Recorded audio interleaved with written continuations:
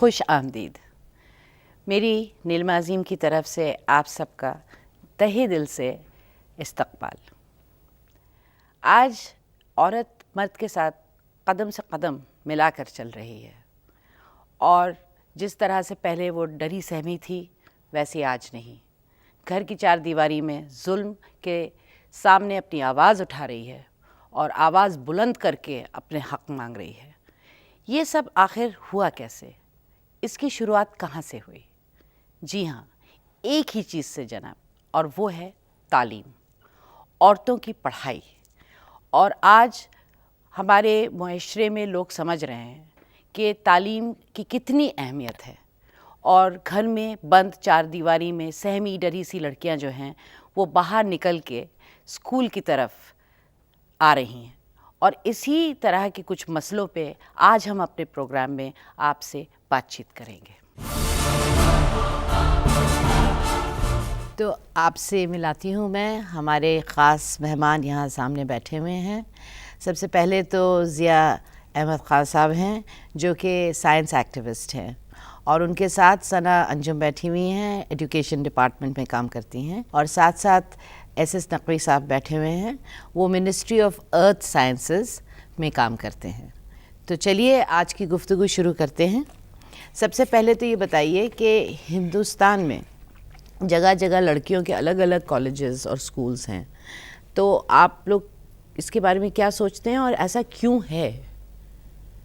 कुछ रोशनी डालेंगे आप इस बात पे? आपकी क्या राय है, आपके क्या ओपिनियंस हैं इसके बारे में, क्या परसेप्शंस हैं? हमें तो यही बताया गया है, ताउम्र हमने देखा कि तालीम पर बेहद ज़ोर दिया गया है हमारे यहाँ और इस पर काम काफ़ी हो रहा है, मगर हाँ किसी हद तक जो नहीं हुआ वो नहीं हुआ। बहरहाल अब जो आपका यहाँ एक डिबेट है कि कोई एजुकेशन बेहतर है या नहीं बेहतर है, तो लिहाजा इस पे मेरा अपना सोचना यह है कि हालांकि मैं एक पढ़ी लिखी फैमिली से ताल्लुक़ रखता हूँ, ख़ुद एक डायरेक्टर हूँ गवर्नमेंट ऑफ इंडिया में, मगर जो मेरा अपना तजर्बा बोल रहा है वो ये कि इसमें तालीम पर ज़ोर था, मगर ये नहीं था कि कोई एजुकेशन होनी ही चाहिए। हो सकती है, अगर मजबूरी है तो होनी चाहिए। जी जी जी।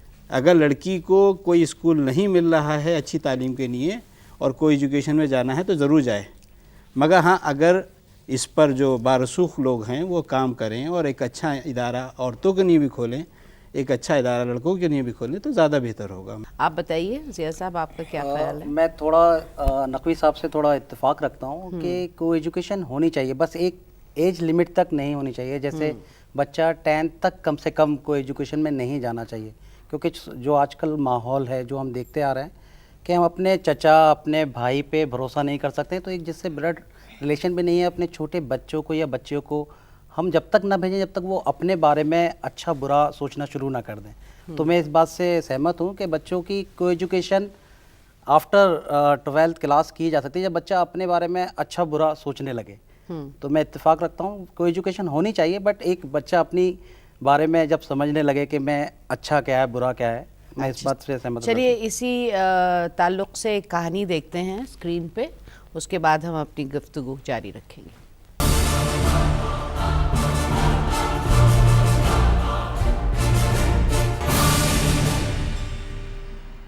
पंडित नेहरू ने कहा है, you can tell the condition of the nation by looking at the status of women. यानी किसी भी कौम या मुल्क की तरक्की का अंदाज़ा उसकी ख्वातीन की हालत से लगाया जा सकता है। एक तरफ हम कहते हैं कि औरत और मर्द को एक साथ कदम से कदम मिलाकर चलना चाहिए, और दूसरी तरफ हम कदम कदम पर मर्दों के समाज से ख्वातीन को अलग थलग करने की कोशिश करते हैं। जाने अनजाने में ये घर से ही शुरू होता है। जैसे ही बच्ची बड़ी होने लगती है, वालिदैन उसे लड़कों से दूर रखने की खातिर गर्ल्स स्कूल में पढ़ाना चाहते हैं। आज भी हमारे समाज में को एजुकेशन से लड़कियों को दूर रखा जाता है, जबकि तालीम हासिल करने के बाद एक लड़की को मेल डोमिनेटेड सोसाइटी में मर्दों से कंधा मिलाकर ही चलना पड़ता है। एक सर्वे के मुताबिक जो लड़कियां को एजुकेशन में तालीम हासिल करती हैं वो ज़्यादा तरक्की पजीर और खुशनुमा ज़िंदगी बसर करती हैं उनके मुकाबले में जो सिर्फ लड़कियों के स्कूल में तालीम हासिल करती हैं। जहनियत को जंजीरों में जकड़ने के बजाय उसे खुले आसमान में उड़ान भरने का हौसला मैसर करना हर फर्द का फ़र्ज़ अव्वल है। मेरा नाम सना जैदी है और मैं अल्फला इंस्टीट्यूट से बीएड कर रही हूँ। मैम, मुझे लगता है को एजुकेशन बहुत ज़रूरी है एक इंसान के लिए, हर किसी के लिए, क्योंकि जब हम साथ में पढ़ते हैं लड़का लड़की तो हम दोस्ती भी होती है, बात भी करते हैं और लड़कियों को अपनी प्रॉब्लम्स बताने का मौका भी मिलता है। जी। तो जब आपके दोस्त लड़के होंगे वो उन बातों को समझेंगे, उनको भी पता चलेगा कि लड़कियों की क्या प्रॉब्लम्स होती और हैं। एक पॉइंट ऑफ व्यू भी अलग होगा, मेल पॉइंट ऑफ व्यू होगा। जैसे कि अभी हमारा जो प्रोटेस्ट हुआ था उसमें मैं गई वहाँ पर, तो मैंने देखा लड़कियों से ज़्यादा एक्साइटेड लड़के थे, वो चिल्ला रहे थे इस केस के अगेंस्ट। तो ये लड़कों के अंदर ये जो मेंटालिटी आई कहाँ से आई? जी। ये कहीं ना कहीं लड़कियों के का साथ हाथ होगा, शेयर करने से आई। बस मैं ये कहना चाहती हूँ, उनसे बॉन्ड करने से आई। हाँ, exactly. बहुत तो अच्छी ये बात, बहुत ज़रूरी है। बेहतरीन बेहतरीन।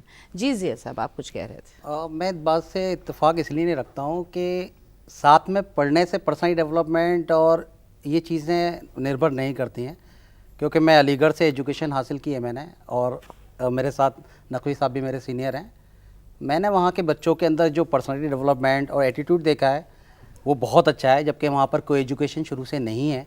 हमारे यहाँ लड़कों के स्कूल अलग होते हैं, लड़कियों के अलग होते हैं, बट हर फील्ड में अगर आप देखेंगे तो लोग बहुत आगे हैं। अलीगढ़ से जो लोग पढ़ के निकले हैं, हर जगह कोई कहीं प्रेसिडेंट ऑफ इंडिया भी हैं, अच्छी अच्छी पोस्ट पर बैठे हैं, चाहे वो लड़कियां हों या लड़के हों।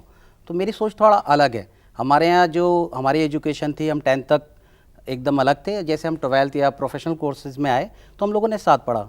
ऐसी बात नहीं है, क्योंकि लड़कियाँ घर में माँ भी होती हैं, बहन भी होती है। एक शेर है कि जीस्त एक इश्क अनवा भी तो हो सकती है, वो औरत जिसे दिल खोल के चाहा जाए, सिर्फ बीवी नहीं एक माँ भी तो हो सकती है। तो लड़कियों का मकसद सिर्फ यही नहीं है कि हम बाद में जाके जाने। मैन तो परवरिश हमारी घर से ही शुरू होती है। सबसे बड़ा स्कूल हमारा घर है, तो हम अपने बहन भाई से इंटरेक्ट करके भी चीज़ें सीखते हैं। और आसपास में हमारी खाला मोमानी, क्योंकि हमारा तो जॉइंट फैमिली का एक सिस्टम रहा है हमेशा, तो वहाँ पर हम लोग बात कर पाते हैं।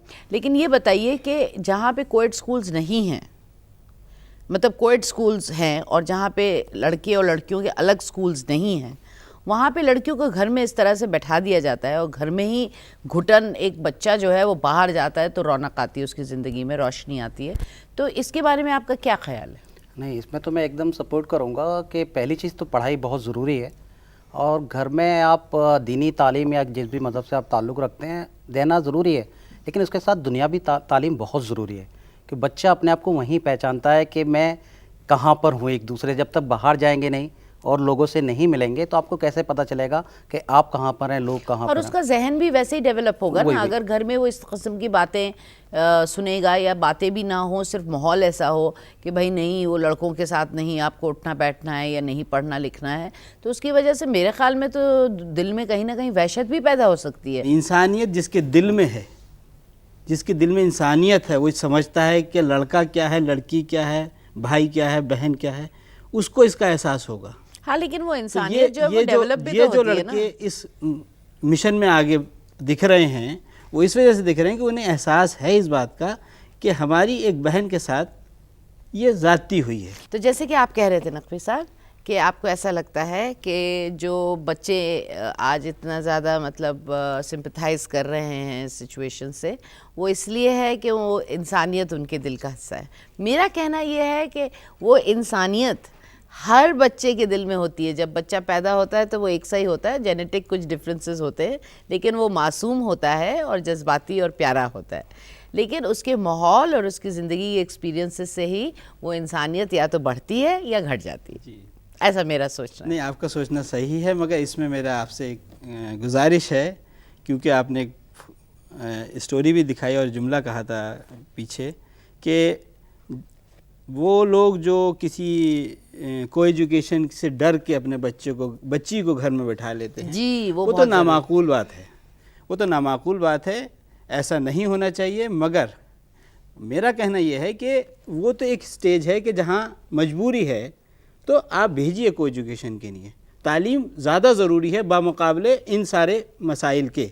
मगर जब इस वक्त माशरा हमारा इतना फल फूल रहा है, सारे लोगों के पास इतने रिसोर्सेज हैं कि इंस्टीट्यूशन खोल रहे हैं, तो अगर वो इस पे काम करें कि हाँ एक इदारा होगा जो एक्सक्लूसिव बच्चियों के लिए होगा।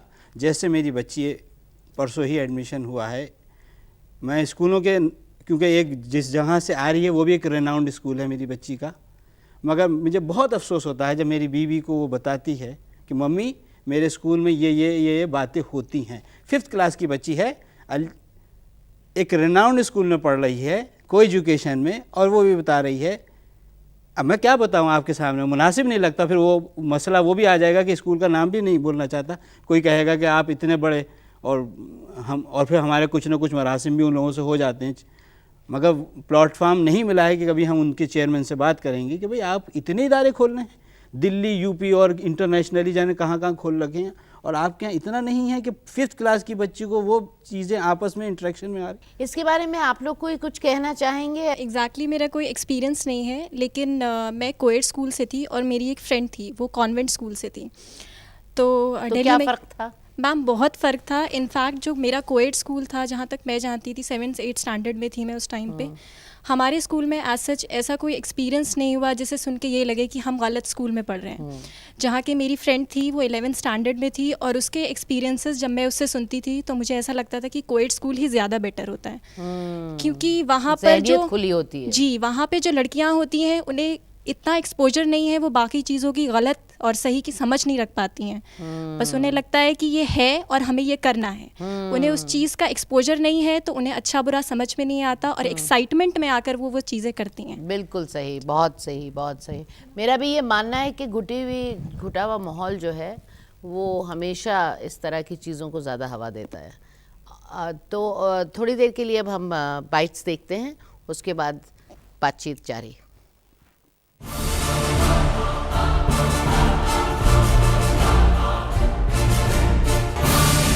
मेरे हिसाब से उनको एज अ वुमेन मैं स्ट्रेस करूँगी कि एजुकेशन तो देनी ही चाहिए लड़कियों को, प्लस को एजुकेशन भी देनी चाहिए। जहाँ तक कोई पहुँचा है तो हमारी बहनें ही वहाँ तक पहुँची हैं। को एजुकेशन मैं समझती हूँ बहुत ज़रूरी है। आजकल काफ़ी जगह भी देखा जाए तो सबको यही जागरूक किया जा रहा है कि लड़का लड़की सब एक समान है। एक दूसरे जेंडर के बारे में उनको वो मिसगिविंग्स रहती हैं, मतलब वो सारी जो उनकी प्रॉब्लम्स हैं इंटरेक्शन से, जो एक हवा होता है वो दूर हो जाता है। को एजुकेशन में ज़्यादा मेंटल, फिज़िकल और उनकी हर तरह की जो है मतलब डेवलपमेंट होती है, और वो आने वाले वक्त के लिए एक समाज का एक बहुत अच्छा हिस्सा जो है और एक कामयाब गृहिणी बनती हैं। तो जैसे कि हमने अभी देखा कि को एजुकेशन के जो नेगेटिव पहलू हैं वो शायद माँ बाप के जहनी डर की वजह से भी हैं, और हो सकता है कि कुछ हादसे हो जाते हैं, लेकिन ज़िंदगी की ये बातें जो हैं वो ज़िंदगी का सच है, ज़िंदगी का हिस्सा है। am I right? नहीं, मगर कता कलाम देखिए, फिर हम आपसे कहेंगे, क्योंकि आपका जो नहीं, आपकी बातचीत हमने सुनी, इस पे मैं चाहती हूँ कि आप भी थोड़ी सी रोशनी डालें। मैं ऑडियंस के जो फीडबैक है मैं एग्जैक्टली ये देखना चाह रही थी कि आजकल की जो 21st जनवरी की लड़कियां हैं उनका थिंकिंग लेवल कितना हाई है। जहाँ तक मुझे लगता है स्कूल का जो रोल है 50% है, then again 50% for the parents. अगर पेरेंट्स का भी रोल इसमें बहुत इंपॉर्टेंट होता है। अगर जब अडोलसेंस को हम यहाँ पे फोकस कर रहे हैं तो अडोलसेंस एक एज ऐसी होती है जिसमें कहा जाता है कि ये पीरियड ऐसा होता है जिसमें बहुत तूफान सा उनके मन में होता है, उनको बहुत क्यूरोसिटी होती है कि हम क्या है, ये क्या चीज़ है। और एडोलसेंस एक स्प्रिंग की तरह है, आप जितना कंप्रेस करोगे वो उतना आउट ऑफ ट्रैक जाएगा। तो जितना वो कैपेबल है, जितनी कैपेसिटी है, उसके हिसाब से आप बच्चों को एजुकेशन दीजिए। तो मेरे हिसाब से ये फ़र्क नहीं पड़ता कि आप सिंगल जेंडर स्कूल में भेज रहे हो या फिर को एजुकेशन में भेज रहे हो। करेक्ट। और सबसे इम्पॉर्टेंट चीज़ ये है कि जब न्यू बेबी बॉर्न होता है तो वो भी नहीं पहचानता उसकी माँ कौन है, उसका बाप कौन है। ये मदर ही उनको बताती है कि बेटा ये तुम्हारे बाप है या फिर मामा है या फिर मामी है।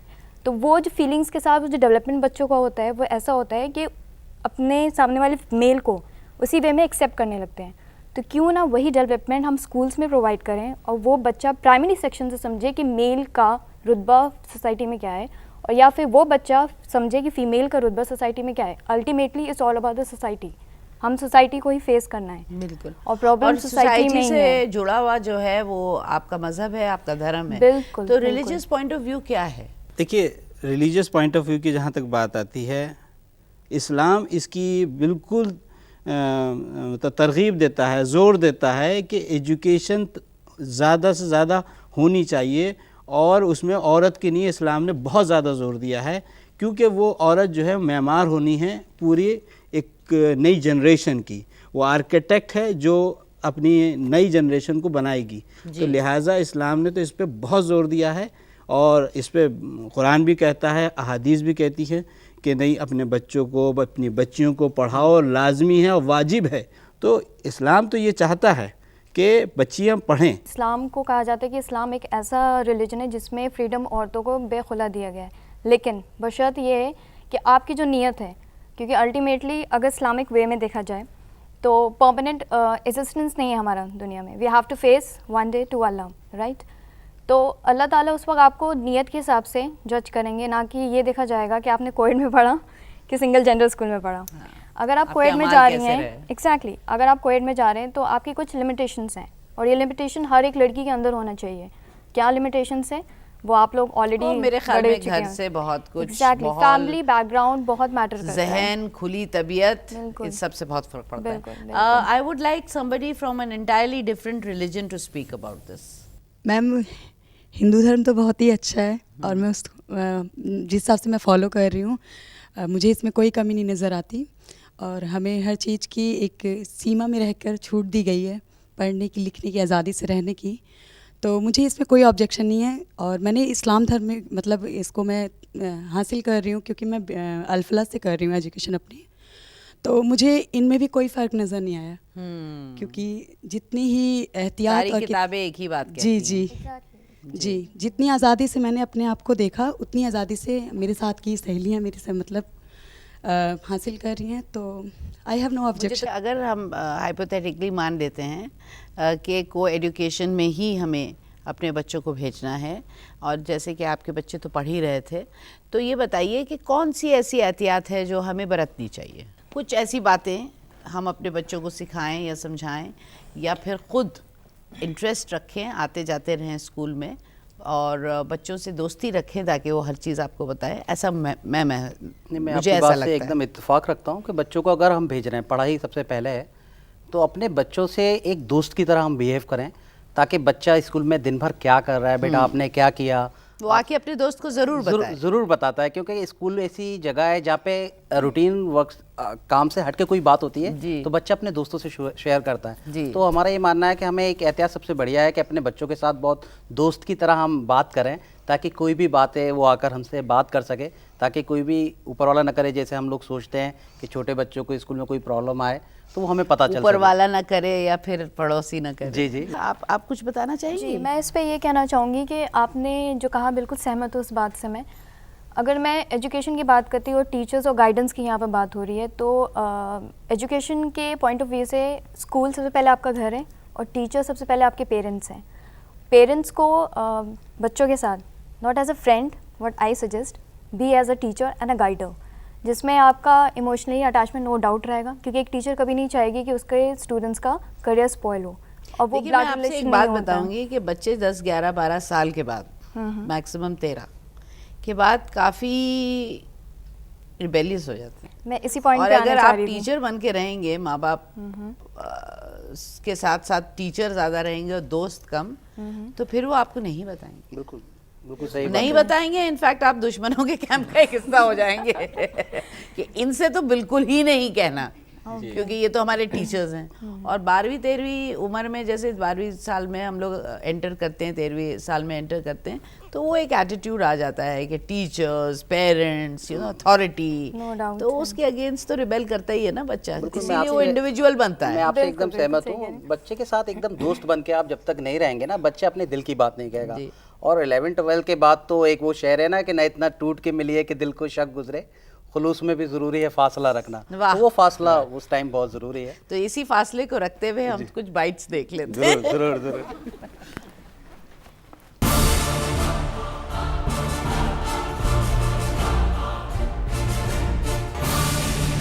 इस्लाम के अंदर तालीम हासिल करना किसी भी ज़बान में हो, लड़की के लिए सबसे पहले ये चीज़ ज़रूरी है। को एजुकेशन बेस्ट था पहले के ज़माने में। आई डोंट थिंक इस टाइम ठीक है को एजुकेशन। को एजुकेशन का जो डर पेरेंट्स के मन में है वो ऐसा कोई नहीं होना चाहिए। हाँ, इंस्टीट्यूशन से, गवर्नमेंट से, सबसे उसके लिए सोशल सिक्योरिटी का अरेंजमेंट अच्छे से होना चाहिए। हर एक माँ बाप को ये सोच के आगे चलना चाहिए कि हमारी लड़की नहीं, ये लड़का ही है।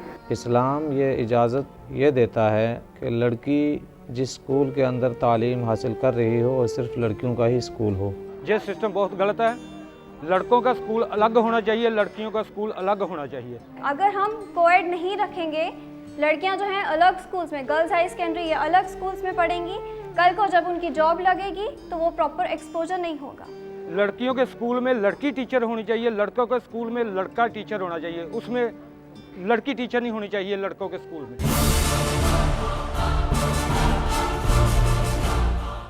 तो यही फ़र्क है। को एजुकेशन में आप खुली तबीयत के होते हैं और नहीं तो फिर या यूँ होते हैं या फिर ये होते हैं।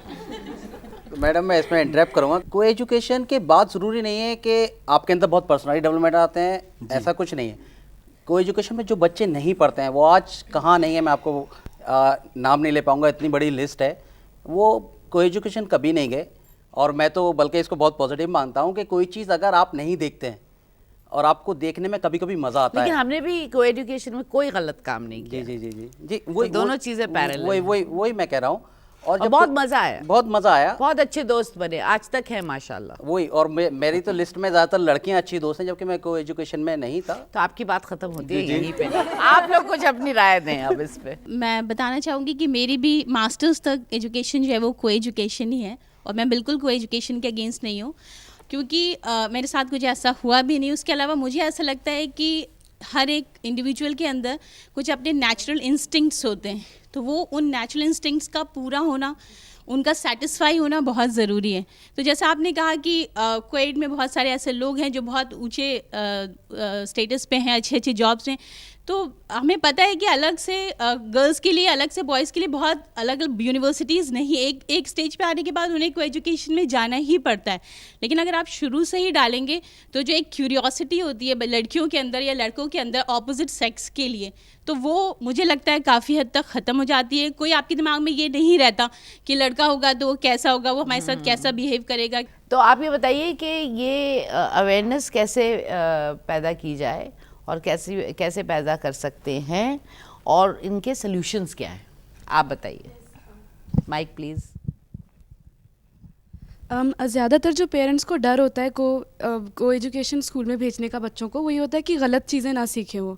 तो वो गलत चीज़ें क्या होती हैं? वो जैसे कुछ सीख कर आए बाहर तो से। बिल्डिंग के बच्चों से भी सीख सकते हैं आप। फिर आप ये कहेंगे कि सिर्फ औरतों के ही साथ जिए। एग्जैक्टली। तो हमें चाहिए एज पेरेंट्स कि हम बच्चों को वो बातें जो गलत सीखें वो बाहर से, वो उससे पहले ही सही उन्हें बताएं, या अगर वो बाहर से गलत सीख के आते हैं तो हम उन्हें बताएं कि ये गलत है और ये सही है, सही ढंग से, ताकि वो उसको समझ सकें अच्छे और से। मेरा ये मानना है कि घर के माहौल से बहुत फ़र्क पड़ता है। कोई और? इसके लिए ज़्यादा ज़रूरी है कि फैमिली जो है, यानी कि बच्चों की तरबियत अच्छी होनी चाहिए, को एजुकेशन हो या ना हो। आप लोग अपने अपनी राय इस पे तीनों जो हैं, हमारे आप मखसूस मेहमान हैं, थोड़ा 2-2 मिनट इस पे बात कीजिएगा कि क्या सॉल्यूशंस लगते हैं आपको। मैं तो एक शेर के साथ अपनी बात ख़त्म करूँगा कि ना हम सफ़र ना किसी हम नशी से निकलेगा, और हमारे पाँव का कांटा हम ही से निकलेगा। यही बेस्ट सॉल्यूशन है इसका। बहुत अच्छी बात है। सिर्फ सॉल्यूशन ये है कि आफ्टर 10th या फिर आप 8th स्टैंडर्ड से बच्चों को तालीम घर में और स्कूल में भी अच्छे से दीजिए। अभी रिसेंटली CBSE बोर्ड ने एक नया सब्जेक्ट लॉन्च करा है, that would be for 50 school only, और ये पैनल डिस्कशन के थ्रू ही निकाला गया है, और ये पायलट टेस्टिंग है, और सब्जेक्ट है जेंडर सेंसिटिविटी। मीन्स कि आप कितना सेंसिटिव है जेंडर को लेकर, ह्यूमन राइट्स को लेकर।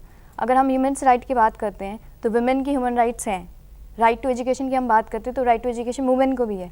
तो फिर क्या यही सोल्यूशन है कि सैग्रीगेट करके पढ़ाया जाए, बॉयज़ को अलग और गर्ल्स को अलग? यही सोल्यूशन नहीं है। सोल्यूशन ये है कि आपकी जहनियत सही होनी चाहिए। सोल्यूशन ये है कि सामने वाले इंसान को आप कैसे एक्सेप्ट कर रहे हो, किस नज़रिए से देख रहे हो, क्योंकि ऑल टुगेदर सब नज़रिए की बात है। डिग्री है, नज़रिया है, और नज़रिए से ही आप सोसाइटी में लीड कर सकते हो। बिल्कुल, वाइड परसेप्शन होना चाहिए।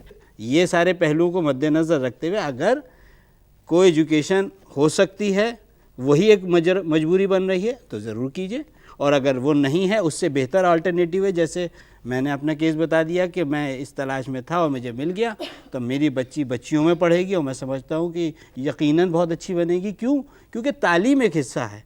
तो अब मैं ये कहता हूँ कि भले ही हमारे यहाँ और बहन भाई नहीं हैं जो दूसरी मज़ाहिब से बिलोंग करते हैं, मैं उनकी तरफ से भी कहना चाहूँगा, क्योंकि मैं कैथोलिक लोगों में बैठा उठा हूँ। गोवा में मेरा 10 साल का तजर्बा है, मैं साइंटिस्ट था, और बहुत घूमा फिरा हूँ, विदेशों में जाता रहता हूँ, हिंदुओं के साथ भी बैठता उठता हूँ, भगवद गीता मैंने पढ़ी है, तो मैंने तो ये देखा कि ये तहजीब है, तमद्दुन है जो हमारे मुल्क का था। और ऐसा नहीं है कि हमारे हिंदू भाइयों में नहीं था, ये हिंदू भाइयों में भी वही चीज़ थी। और बस कैथोलिक्स भी आज इसको बहुत प्रमोट करते हैं और उनके ही स्कूल्स हैं जो चल रहे हैं। तो ये चीज़ जो है, चाहे वो क्रिश्चियंस हों या हिंदू हों या मुसलमान हों, सबके यहाँ ये छुपी हुई है। हाँ, आज कुछ वजूहात हुई जिसकी वजह से माशरा बिगड़ा, इस चीज़ को समझने की सख्त ज़रूरत है और उसी फोरम के लिए शायद ये सब डिस्कशन भी शुरू हुआ है।